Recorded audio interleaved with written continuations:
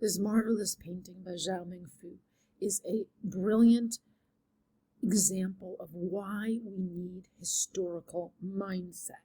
By that, I mean we have to ourselves have a historical mindset, meaning we have to have a consciousness that people in the past, in other places, have lived and thought about the world differently. And they've expressed that in their art. So we have to try to understand what they were interested in, what meaning this had for them. And so that's the other side of historical mindset. What was their way of looking at the world in 1296? Well, 1296 was after China had been invaded by Genghis Khan of the Mongolian power structure, and they conquered China. He becomes the ruler.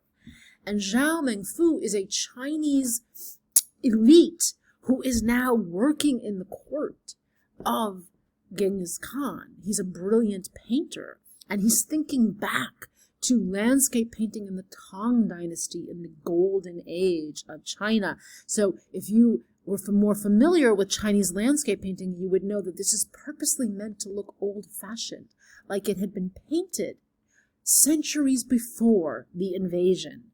And a wonderful feature of Chinese painting is that it is traditional to have calligraphy, creating poetic commentary in relationship to the image, and to have seals.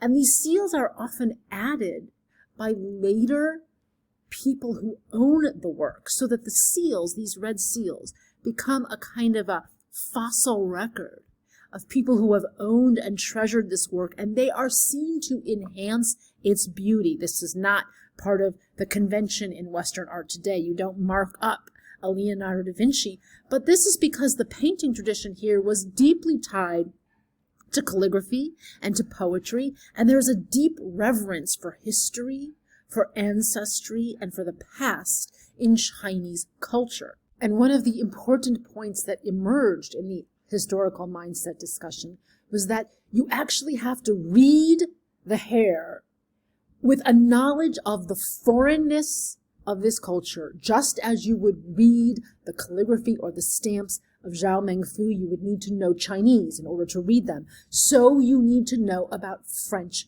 customs, French conventions for child raising, in order to understand what's happening in this painting. And this was the point Sierra made when she said, at first glance, the scene in Madame Charpentier and her children seems very familiar, right? It looks similar to a family portrait that might have been taken in my family, though it would have been done with a camera and not paint. Absolutely. It was a shock to learn that, despite the familiar scene, much of the context was lost on me. So this is a critical insight. We have to question what we know and if it applies to the artwork we're studying. And there were similar interesting inquisitive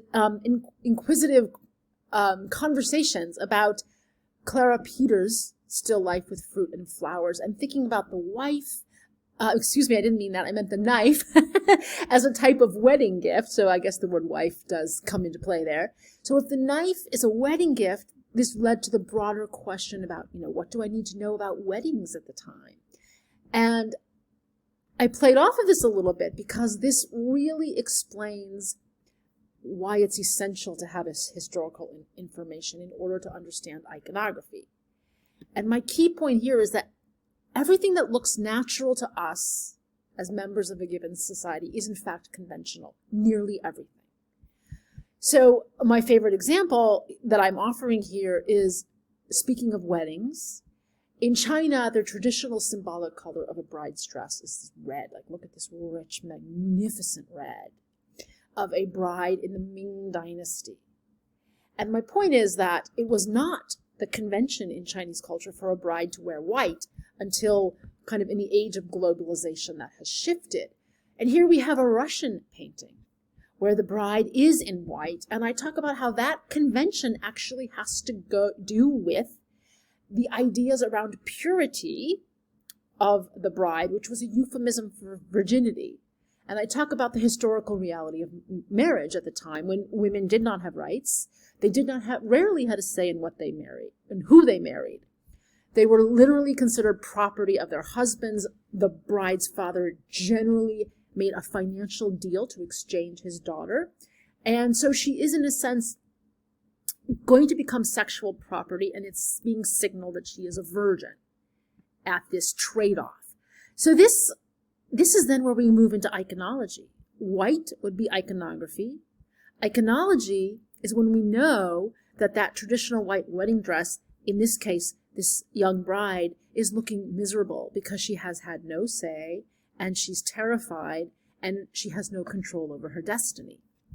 So I bring this up because I want you to really understand that the visual analysis, which is wonderful and essential, is not enough.